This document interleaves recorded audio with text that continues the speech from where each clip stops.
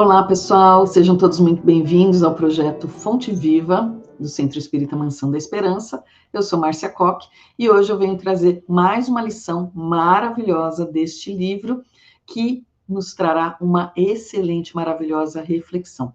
Mas antes de darmos o pontapé inicial, vamos a um recolhimento.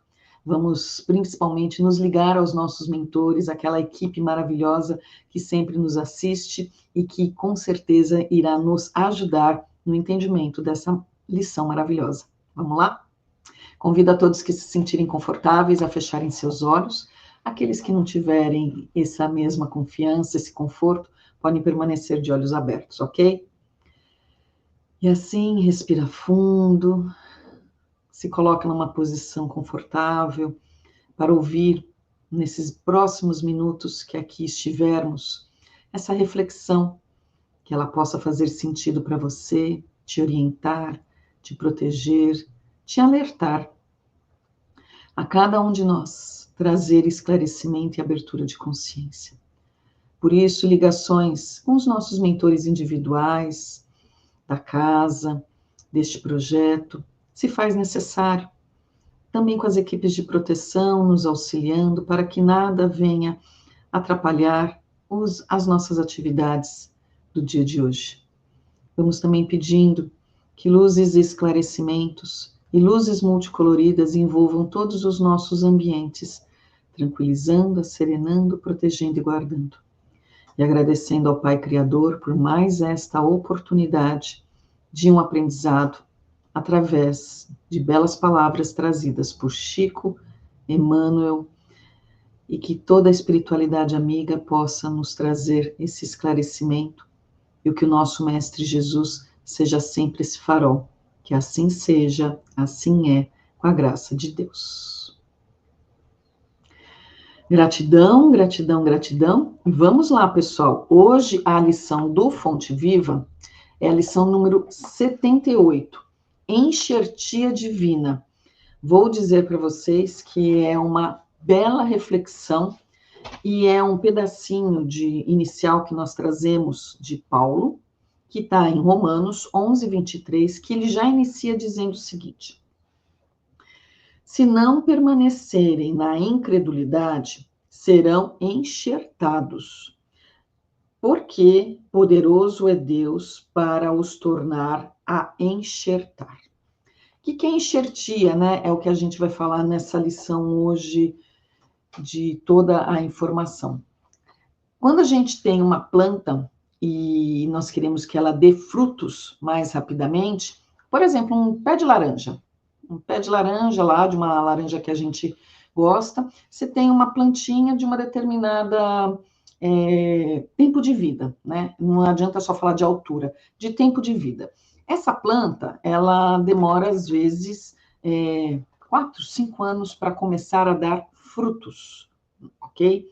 Então, você tem que ter essa paciência, esse tempo de regá-la, de adubá-la, de fazer o seu processo natural para que ela cresça e frutifique.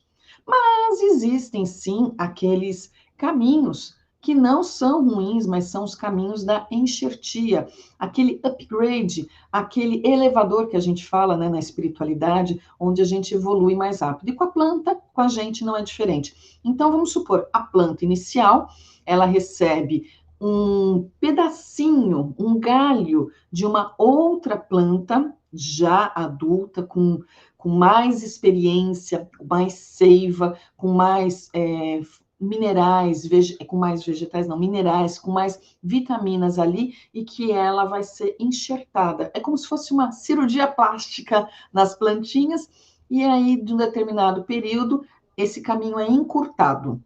Então, a planta que levaria 5 anos, 4, 5 anos, para começar a dar frutos, ela enxertada começa a dar frutos muito antes. E quando a gente traz para a nossa reflexão espiritual, é a mesma coisa com a gente. Uma escola de aprendizes, as palestras espirituais, as palestras não só espirituais, qualquer tipo de palestra edificante, leituras edificantes, tudo isso que a gente faz com que a gente vai dê saltos evolutivos e vai enxertando, colocando mais energia, conhecimento, entendimento nessa caminhada. Vamos ver aqui que Emmanuel e o Chico diz.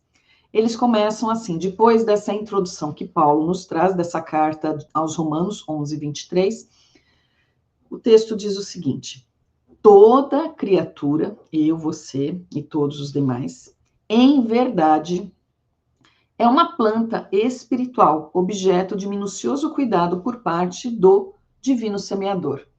Gente, é o que eu acabei de explicar. Somos plantinhas, criadas pelo nosso Pai Criador, geradas, né, criadas, aquela mônada que nós saímos dele, aquele pequenino facho de luz, e o divino semeador, além do nosso Pai, é o nosso Mestre Jesus. Cada homem, qual ocorre ao vegetal, apresenta diferenciados períodos da existência, o que eu também já falei. Sementeira, germinação, adubação, desenvolvimento, utilidade, florescência, frutificação, colheita. Nas vésperas do fruto, desvela-se o pomicultor. Quem é o pomicultor? Deus, Jesus. Com mais carinho, pelo aprimoramento da árvore. Ou seja, no momento que nós estamos mais aptos a ouvir a palavra chega. É assim que funciona. Toca o nosso coração e a gente sai, o semeador caminhando, saindo a semear, multiplicando, crescendo. É imprescindível haja fartura e proveito. Quem divide, multiplica. Na luta espiritual, em identidade de circunstâncias, o Senhor adota iguais normas para conosco. Então, para que haja igualdade a todos, que ninguém seja privilegiado, todo mundo está submetido à mesma lei divina. Não tem aquele juiz ou aquele ministro que vai falar assim, eu posso mais. A vaidade impera ali, fala, não, mas eu tenho o poder da caneta, eu posso. Essa regra humana não tem valia nenhuma perante as leis de Deus. Então ele coloca as mesmas leis, o mesmo ponto de partida para todo mundo, e dá o campo todo e fala, vai crescer, vai ser feliz. É obviamente que conforme a gente começa a buscar mais o sol, como a plantinha faz, ela é colocada na terra e ela, por esforço, ela tem que sair, germinar e buscar o sol. É a mesma coisa, a gente está buscando esse sol. Quando a gente começa a buscar o sol vem, a planta floresce. Quando a gente sai dessa escuridão, o sol vem, a espiritualidade vem e a gente vai florescendo. Fácil, pessoal, é fácil. Atingindo o conhecimento, a razão e a experiência, o pomicultor celeste nos confere preciosos recursos de enxertia espiritual, com vistas às nossas sublimações para a vida eterna. É o que eu comentei com vocês no começo. A árvorezinha foi colocada lá, a sementinha na terra, nós buscamos o sol, e aí vem aquele momento que a árvore está lá tentando, mirradinha, magrinha, uma folhinha aqui, outra ali, mais ou menos, falando, está precisando daquela enxertia. Quem é enxertia? Jesus, o Evangelho. E todo o conhecimento espiritual que vem, os nossos mentores, aqueles que podem, através da intuição, de livros, de qualquer, todo conhecimento que faz o caminho da luz, porque ele também pode ser usado para o caminho da não-luz, que é a falta de amor, a falta de entendimento, também nos levam a Deus. Vamos lá. A cada novo dia de tua experiência humana, recebes valiosos recursos para que os resultados da presente encarnação te enriqueçam de luz divina pela felicidade que transmites aos outros. É, contudo, uma árvore consciente, com independência para aceitar ou não os elementos renovadores, com liberdade para registrar a bênção ou desprezá-la. Aqui eu vou trazer alguns exemplos para a gente entender. Quando a gente fala muito dos ensinamentos de Jesus, Muitas vezes a gente escuta assim, mas Jesus é inalcançável, é um ser muito iluminado. Chegar na paciência de Jesus, nos ensinamentos, sabedoria, não dá. Então vamos trazer para um pouquinho mais pertinho da gente, pessoal. Olha Chico, olha Divaldo, Madre Teresa, Irmã Dulce e tantos outros que tem por aí. Está mais perto da gente, não tá? Vamos pegar alguns outros palestrantes, como o próprio Haroldo Dutra, que nos traz orientação, ou seja, a árvore consciente, ela começa a receber esses trâmites, nós começamos a receber informações, orientações, que faz com que nós estejamos refletindo. Esse projeto aqui do Fonte Viva é exatamente isso.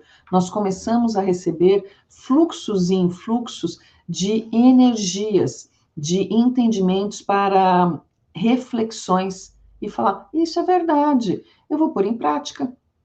E quando a gente põe em prática, a gente vê que dá certo. Quando a gente vê que dá certo, você fala, caramba, se isso funciona, funciona muito mais. Por exemplo, a terapêutica do passe, os tratamentos que a casa oferece, funciona. Só que normalmente quando a gente acha que está bem, a gente cai fora, porque nós somos convidados a uma escola de aprendizes, nós somos convidados a fazer o bem sem olhar a quem, e aí às vezes a gente faz como aquele da parábola, né? O moço rico, quando Jesus fala assim, vai lá, vende tudo e me segue. E ele fala, não vai dar. Levou 17 séculos para ele aceitar esse chamado. Mas isso é história para uma outra oportunidade. E é um grande espírito de escola que traz muita informação de livros para nós, que só depois de 17 séculos aceitou esse chamado do Cristo, quando teve presente com ele, né? Então, vamos lá, voltando aqui à nossa lição da nossa enxertia espiritual. Ele fala assim, né? Repara atentamente quantas vezes te convoco, sublime semeador, ao engrandecimento de ti mesmo. Gente, eu acho que não preciso dizer nada. A frase já diz por si só, e eu vou repetir. Repara atentamente quantas vezes te convoco, sublime semeador, ao engrandecimento de ti mesmo. Quantas e quantas vezes Jesus nos chama, quantas e quantas vezes nossos mentores gritam nas nossas orelhas. Muito boa. A enxertia do alto procura-nos através de 1000 modos. E olha só, hoje é na palestra edificante de um companheiro. É o que eu estou fazendo aqui. Amanhã será num livro amigo. Pode ser esse aqui. Depois virá por intermédio de uma dádiva aparentemente insignificante da senda. Uma coisa muito sutil, mas a partir do momento que nós estamos atentos e despertos, a mensagem mais sutil que chega até nós. E seguindo para o encerramento dessa leitura, ele diz assim: se guardas, pois, o propósito de elevação, aproveita a contribuição do céu, iluminando e santificando o templo íntimo. Que templo é esse? Nosso corpício. A primeira morada. Lembra? Há muitas moradas na casa do nosso Pai. A morada mais é essa aqui. A gente olha para fora, né? Para os planetas, para o céu, para um monte de coisa, e esquece de olhar para esta morada e cuidar dela. Mas se a incredulidade, por enquanto, te isola a mente, envolvendo-te as forças do carretel do egoísmo, o enxerto de sublimação te buscará debalde, porque ainda não produzes, nos excessos do espírito, a seiva que fortalece a vida abundante. Quando ele fala aqui que, às vezes, envolvidos nesse carretel do egoísmo, é quando a gente não aceita, não tem aceitação dos desígnios de Deus, né? Começa no, por que eu sou assim? Eu sou baixinho, porque eu sou alto? Porque eu sou baixo demais, alto demais? Porque eu sou branco demais? Porque eu sou negro demais? Porque eu sou gordo demais, eu sou magro demais? Tem de tudo. Por N coisas. Porque eu tenho este trabalho e o fulano tem aquele. Tá aqui egoísmo, inveja, vaidade. Por quê? Porque é aquilo que nos é melhor neste momento. Lembra que o palito de fósforo na mão de uma criança que não sabe usá-lo, vai achar bonitinho riscar o palito de fósforo, mas ela pode se queimar ou ela pode incendiar tudo ao seu redor e às vezes sofrer várias queimaduras ou até coisas piores. Então, não se pode dar determinadas ferramentas na mão de crianças. E nós, perante a espiritualidade, nós somos crianças, queira ou não queira. Quem está me ouvindo agora que tem 80, 90 anos de idade, não importa. Não é essa a idade física, é a idade espiritual. Nós ainda somos crianças imaturas, passando por processos de renovação. E aí o que acontece? Ele fala que o enxerto da sublimação buscará, debalde, muita coisa, porque ainda não produzes os recessos do espírito. É esse. Um momento de encarnação, um momento de erraticidade, que é quando a gente está na pátria espiritual, nesses momentos de reflexão, nesses minutos que nós estamos aqui refletindo sobre essa lição. E aí ele fala a seiva que fortalece a vida abundante. O que é a seiva para uma árvore? É o nosso sangue. Sem uma gotinha de sangue a gente não sobrevive. E o que é a nossa seiva espiritual? É o Evangelho do Cristo. São todos os ensinamentos que são trazidos nessas obras fantásticas de Chico e Emmanuel, aqui, Fonte Viva e todos os demais ali. Então, a gente precisa entender que nós somos agraciados todos os dias pela espiritualidade, de maneira que nós temos uma nova oportunidade todos os dias. Todos os dias. Cada dia é uma nova oportunidade. Cada noite é uma nova oportunidade. Por quê? Enquanto o nosso corpo dorme, o nosso espírito tem a liberdade de ir à pátria espiritual e fazer bom uso daquele momento de liberdade. Então, por isso, antes de dormir, peça para ir às escolas do espaço, aos locais de refazimento, que você vá com o seu mentor espiritual para esses lugares. Porque senão, sabe o que acontece, pessoal?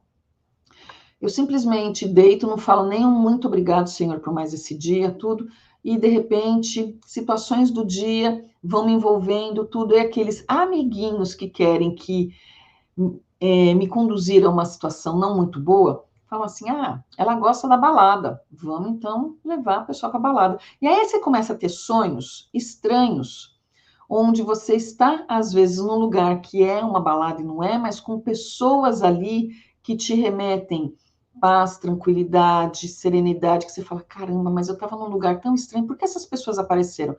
São os mentores colocando imagens na nossa cabeça, nessa enxertia espiritual, falando assim, acorda, sai daí que você não está num lugar bom, vem para cá. Então, durante o nosso descanso noturno, nós temos que aproveitar esse momento de aprendizado e aumentar a nossa seiva. Durante o dia, lembre-se do orar e vigiar.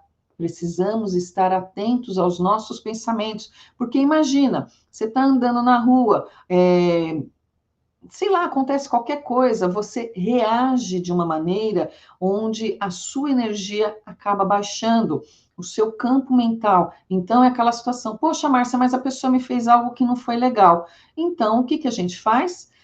Respira fundo, lembre-se do Cristo, respira fundo e fala, vai com Deus. Vai com Deus, é o melhor que você sabe fazer e segue o seu caminho da melhor forma possível, para não te desviar do propósito. Que propósito é esse? De se melhorar. Nós não estamos aqui a passeio. Não é um grande Hopi Hari que a gente vai ficar só se divertindo. Nós temos que equilibrar tudo isso. Diversão, aprendizado, evolução, compaixão, caridade, fraternidade. Tudo isso faz parte do pacote que nós aceitamos quando pedimos ou imploramos para reencarnar. Então, pessoal, que esta mensagem de hoje possa ficar gravada na mente, no coração de vocês. Reflitam, peguem um livro, leiam palavra por palavra, façam uma reflexão, anotem. Anotar é muito bom, fazer uma anotação. Se alguma frase te chamou a atenção, escreve essa frase num lugar interessante.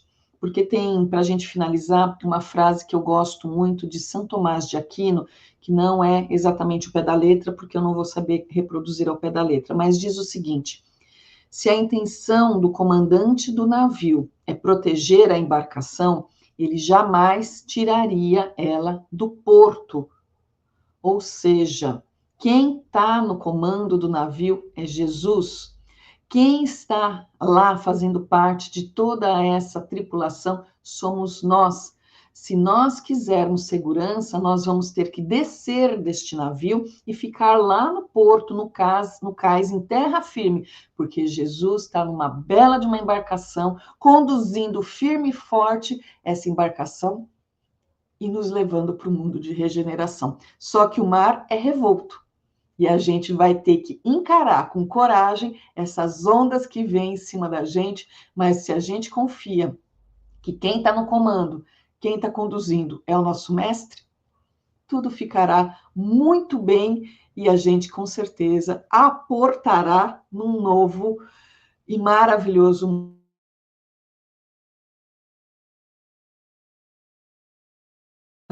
E da mensagem do nosso querido Fonte Viva. Paz e luz a todos vocês, fiquem com Deus, que Jesus abençoe e até uma próxima oportunidade. Gratidão, até a próxima.